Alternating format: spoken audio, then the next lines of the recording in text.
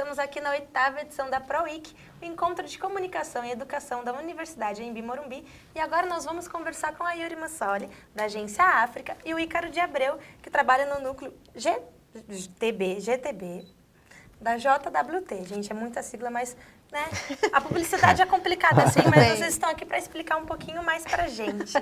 Bom, a minha primeira pergunta é que nas nossas pesquisas nós descobrimos que vocês foram os criadores da Bike Party São Paulo. Nossa, gente! Bike Party São Paulo. E vocês podem contar pra gente como que surgiu essa ideia e por que vocês não fazem mais parte dela? Já começamos, né? Eu aqui achando. Deu até a torcida no pé aqui, né? Não, a gente, assim, é muito engraçado, porque eu conheci o Ícaro uns 7 anos atrás, e eu pedalava sozinha, e ele pedalava sozinho. E quando a gente começou quando a gente se encontrou na vida, Começamos a pedalar juntos. começamos a pedalar juntos. Por que não pedalar juntos? E a gente tinha um amigo em comum, o Dani, que é de agência também, de publicidade também, e que também pedalava. E aí éramos 3. Éramos 3 pedalantes. E aí o Ícaro tinha um amigo de São Francisco que estava fazendo a Bike Party São Francisco lá, que é um movimento bem grande, né? São Francisco é uma cidade onde as coisas acontecem assim, né? Em grande escala, movimentos, digamos.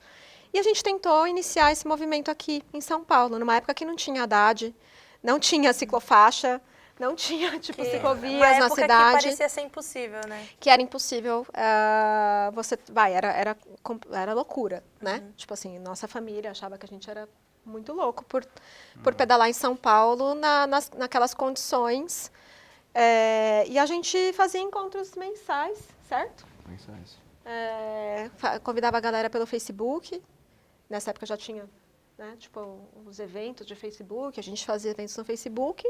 E a gente chegou a reunir um bom grupo, assim, acho que cerca de... Bike parties com mais de 100 pessoas. Com mais de 100 pessoas, Foi assim, bem pedalando juntos. E era engraçado. Lembro que a gente colocava Eu tinha uma azulona naquela época, né? Ele tinha uma bike era azul um Jeep, horrível, que era tipo um assim, Jeep. a bike que eu comprei Até hoje no eu mercado, paguei R$100 e andei com ela 6 anos. Até hoje eu acho que ele desistiu por causa da bike, era muito ruim. A gente colocava, eu ia com os megafones, sacaneando, era bem legal, assim. A gente parou, na verdade, pelo seguinte, eu acho que a coisa que mais pegou, assim, na hora, a gente montou a Bike Party para que ela fosse um projeto aberto. Autônomo, um negócio, assim. A ideia era, começar um movimento para que esse movimento tomasse forma e pudesse existir sozinho. Então, assim, sair da Bike Party era algo premeditado desde o primeiro momento. A gente não queria ser dono de nada, sabe assim? Sim. É um movimento mesmo que a gente começou... Acho que muito orientado até pelo que a gente falou hoje, assim, a gente de ação. Vamos fazer alguma coisa? Porque às vezes você precisa, dar uma... Né, você precisa provocar as pessoas... Porque aí também quando tem o primeiro seguidor, a coisa... As primeiras pessoas começam a grudar, depois a coisa vai sozinha, né? É engraçado porque a coisa continua com outras pessoas que começaram a pedalar com a gente, mas mantém a mesma essência. Hoje a gente, de fato, não tá... Putz, cara, quase nada vê o que tá rolando, assim. Elas até, começaram a ter muito menos frequência. Na época que a gente tava a gente fazia muito sério, na pegada, uma vez a cada mês. Por acreditar, assim, por ter um negócio de falar assim, mobilidade era um tema de bastante importância pra gente, e a gente falou, vamos fazer alguma coisa para que a cidade se transforme num ambiente mais agradável, onde as pessoas... Era meio um Até movimento hoje você vai andar de bicicleta, as pessoas, falam, oi, né? Então, assim, não é uma coisa que não acontece muito no carro, no ônibus, no metrô, entendeu? Era meio que um jeito também, assim, a gente estava começando um pouco com essa mentalidade de ocupação do espaço público, sabe? De aproveitar a cidade de novo, de tomar a cidade de volta pra gente. Hoje você vê várias iniciativas assim, por exemplo, a Paulista Aberta para mim é sensacional por conta disso, sabe? Disso, né? Exato. Então assim, naquela época, ninguém estava falando disso ainda, era muito embrionário assim o negócio. Então a gente tentou de alguma maneira catapultar isso e juntar pessoas para tomar a cidade de volta nessa onda. Exatamente. E a parte da party, na verdade, era levar as pessoas. A gente fazia um circuito que terminava numa pracinha, Acho que até hoje é assim, né? Até hoje. E aí a rolava gente ia uma com música, confraternização. rolava música, a gente Aí fazia meio que um fazia- piquenique. Não, era quase um bagulho. Era quase de escoteiro, assim, sabe? Tipo, assim, ó, vamos lá, bike party, festa junina. Aí os E caras o levavam Ícaro pão, era pé de temático, era um pouco moleque, ridículo. paçoca, Eu tava assim. sempre Legal. fantasiada de alguma coisa. legal. Ai, que Era legal. engraçado. Mas foi isso. Mas aí a Por vida isso que acabou, gente não- a vida acabou É. indo para outro lado, Sim, sabe sim. assim? Puta, trampo. Naquela época a gente era mais jovem também. Entendi. E como que surgiu o interesse de cada um pela área de criação e inovação? Era algo que vocês sempre quiseram? Assim, quando a gente pensa, eu quero fazer publicidade, mas por quê? Fala você primeiro. Ah, eu, de verdade, nunca tive nenhuma dúvida. Sério? O meu pai é publicitário, meu pai é produtor gráfico. Então, aí como é que funciona? Meus pais são separados. E aí de sábado era o dia que eu ficava com o meu velho. E aí eu ia pra agência com o cara. Porque, assim, tipo, talvez ele seja preso depois de falar isso, né? Mas assim... Ele levava o menino eu ia pro com trabalho. ele, ia pra gráfica, ia na agência. E a agência, ela tinha uma atmosfera que era muito interessante naquela época, assim. Que hoje em dia, ninguém que tá em agência consegue ter essa visão. Existia um departamento lá, que era o estúdio. Era onde, tipo, se aglutinavam dezenas de artistas. Não era, tipo, uma coisa... Você não ia... Hoje eu também acredito que o fato de você ter aí e mexer com o computador faz com que isso aconteça. Mas naquela época, não. Eram artistas físicos. Eram coisas reais. Então eu lembro que, tipo, eu ia lá, aí tinha um cara do estúdio que me fazia bonecos de bola de gude. Aí o cara me dava, ele fazia com massa plástica e pintava. Quantos anos você tinha na época? Putz, de meus 6 anos até meus 9, 10 anos. E aí os outros caras faziam umas caligrafias, espetáculo. Coisa que hoje, tipo, é o master do master, que tem curso pra isso. A agência era repleta dessas pessoas. Porque antes não tinha um computador. O cara tinha que desenhar o negócio. Eu conheci um cara que fez uma foto.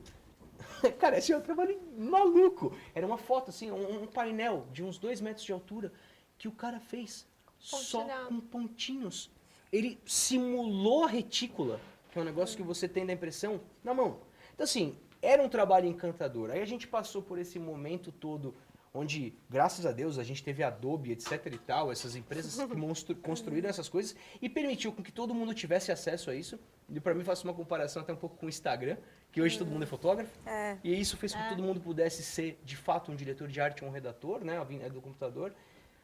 O meu processo, enquanto inovação, é de continuar tendo coisas físicas. Por isso que o meu ponto é o boné, meu ponto é fazer o caminhãozinho.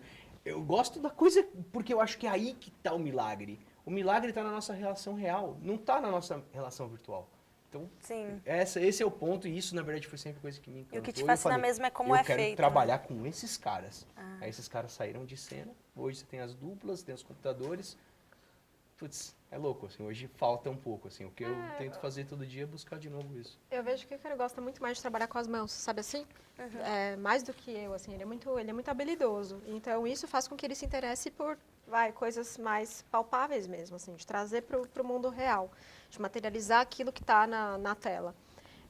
No meu caso, cara, o meu caminho foi, assim, o Ícaro, ele passou por algumas áreas dentro do mesmo universo de publicidade. Para mim, nunca foi óbvio, tá? Eu sou uma pessoa, assim, que fez uma trajetória bem diferente. Eu nunca estudei publicidade. Eu acabei fazendo depois cursos de pós e especialização em publicidade, em comunicação. Mas eu não sou uma publicitária, eu não me formei em publicidade. A minha formação, eu fiz primeiro faculdade de arquitetura e eu abandonei. Depois eu optei por letras, porque eu sempre escrevi, gostava muito de escrever. E aí das letras, cara, assim, eu passei por 1000 coisas. Comecei dentro de agência como revisora, para você ter uma ideia. E aí comecei a perceber que existia o profissional da redação dentro da agência e que ele era diferente do redator do jornal, por exemplo. E eu passei a me interessar por isso. Mas eu sempre fui uma pessoa criativa, eu sempre fui uma criança criativa. Eu sempre me vesti de um jeito... Hoje eu tô de boa aqui, hoje eu tô séria. Tá na paleta. Eu já estou na paleta aqui dos tons aqui do sofá. Mas eu sempre tive um fogo, assim, de criação dentro de mim. Eu sempre fui essa pessoa. E eu era muito isso com as palavras. Eu sempre usei a minha maneira de me expressar, era através... Eu pintava também, mas acabei parando. Mas sempre foi criativo, sempre teve a ver com criatividade. E a vida foi me levando, cara. Eu entrei... meu primeiro trabalho dentro de uma agência foi, na verdade, como recepcionista. Nossa. E aí, da recepção, eu virei revisora da agência. E aí, eu trabalhava meio período entre revisão e produção, porque eu comecei a ajudar. A revisão fazia parte da galera de produção, porque os impressos vinham.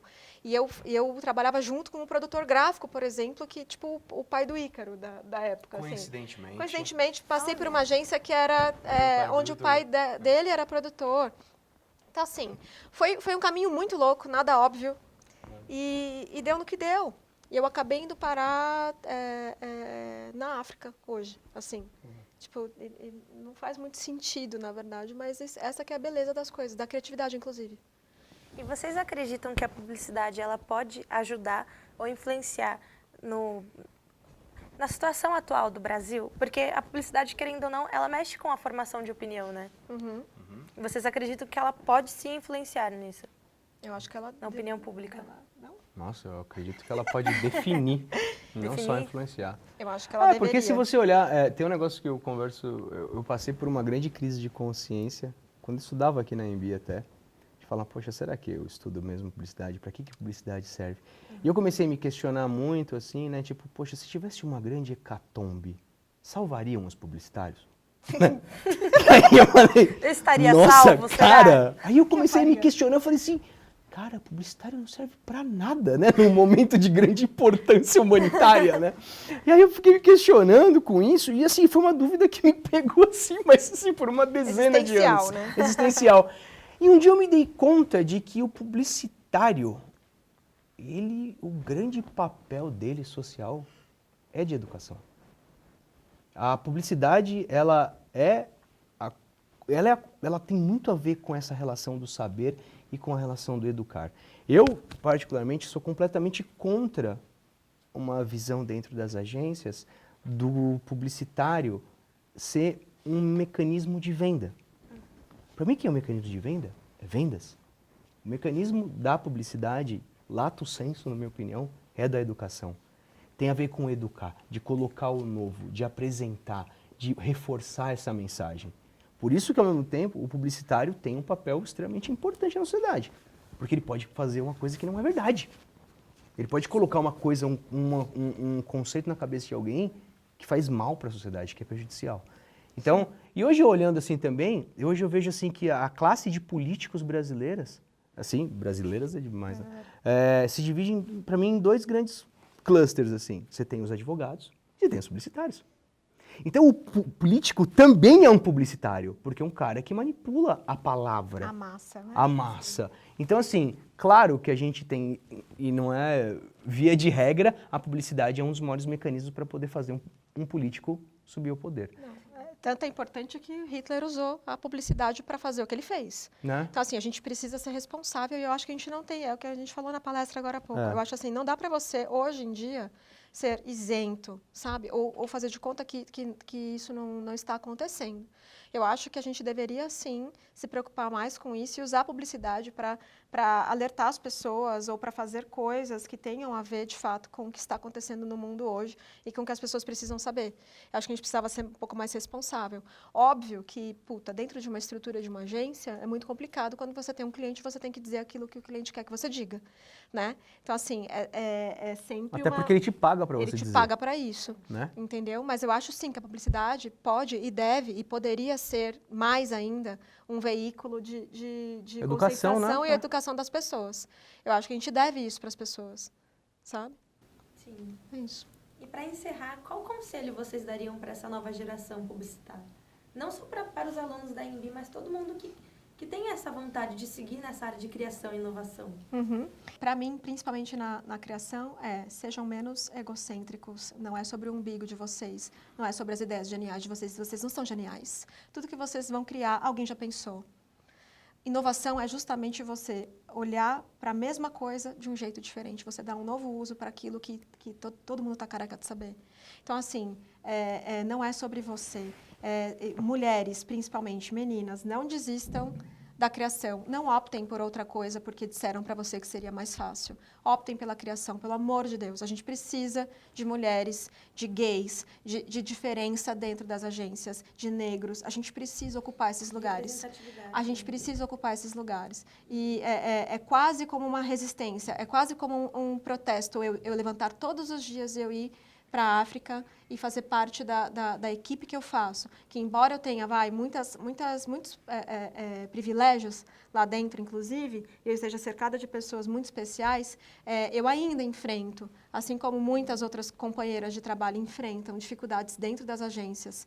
Então, assim, sejam mais humildes, sejam mais humanos, procurem saber dos porquês das coisas, não tenham ideias que vocês julgam geniais e levem adiante sem perguntar a opinião de outras pessoas.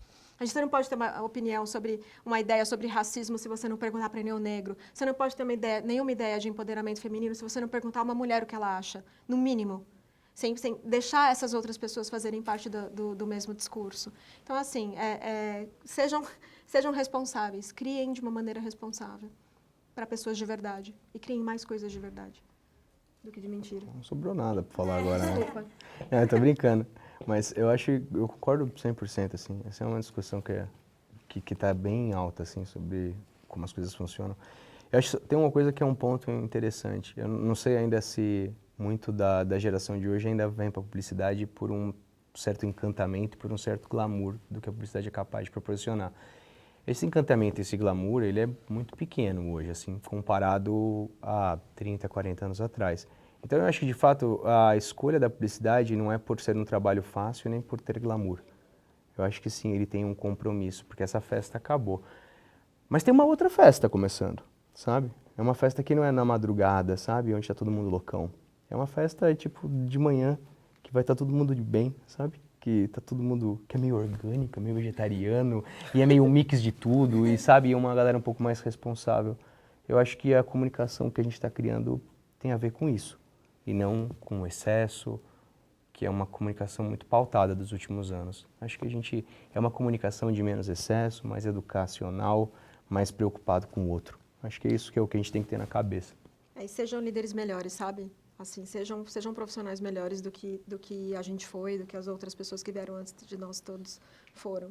É menos Mad Men, gente. Não é, Mad Men não é a realidade. Ok, pessoal, não é a realidade. Não representa o que é hoje o mercado publicitário. Não tem glamour, não tem whisky. Sabe assim, parem de glamourizar o abuso que era a publicidade do passado. Parem de achar isso legal. Isso não é legal. Ninguém aguenta viver uma vida assim, a longo prazo. Ninguém tem família. Ninguém consegue sobreviver nessas condições, entendeu? Então, criem um mercado mais justo para todo mundo. Sejam pessoas melhores, pelo amor de Deus. A gente precisa. É verdade. Muito obrigada, gente. Foi um prazer enorme. Obrigado, obrigada Gabi. a Valeu. vocês.